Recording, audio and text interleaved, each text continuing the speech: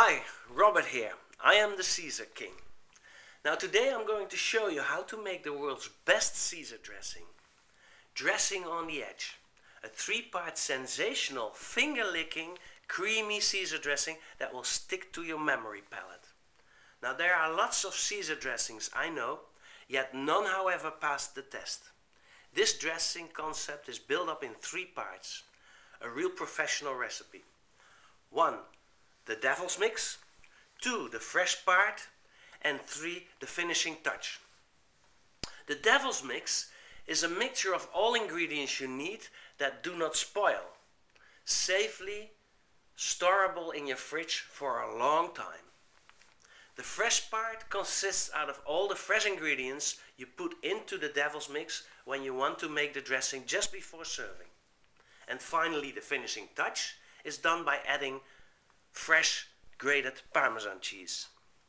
This way you can make high quality professional Caesar dressing whenever you like without having to start from scratch all over again and safely make preparations for a large amount. So let's start.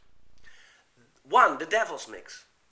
In a bar blender, put 6 ounces of vinegar, 2 small tins anchovies fillets, oil and all, 1 small jar of capers, vinegar and all, 4 ounces of Worcestershire sauce, a tablespoon of ground black pepper, a tablespoon of Dijon mustard, a tablespoon of vegetable stock powder. Chicken stock powder is fine too, but if you're a vegetarian, vegetable stock powder, a tablespoon of dried oregano, and a teaspoon of curry powder, as well as a teaspoon of coarse sea salt. Now blend this all together into a fine substance called the devil's mix. Now it ain't called the devil's mix for nothing, because when you taste it, it's really horrible. It's disgusting actually, and you can hardly imagine that such a horrible tasting mix can end up as a heavenly dressing. So that's part 1. Now put the devil's mix in a separate jar, a bottle or a container for fridge storage. Use a funnel. Brings us to part 2. In the same way, in the same blender I mean, and you don't have to wash it, you put 1 whole egg and, and about 4 ounces of devil's mix. Sorry that I'm laughing. Half a chopped onion, a cup washed and roughly chopped fresh parsley, absolutely sand free, 1 cup roughly chopped basil leaves, and 6 to 8 cloves of garlic depending on your taste.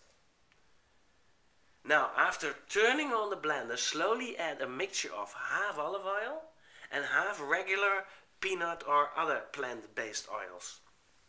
So half, otherwise it gets too fatty and too bitter. Just continue to add the oil mixture until you reach the desired thickness. I'd suggest a little bit thinner than a mayonnaise. Leaves us with part 3, the finishing touch. Now for the body and extra so typically Caesar-like cheesy taste, add while blending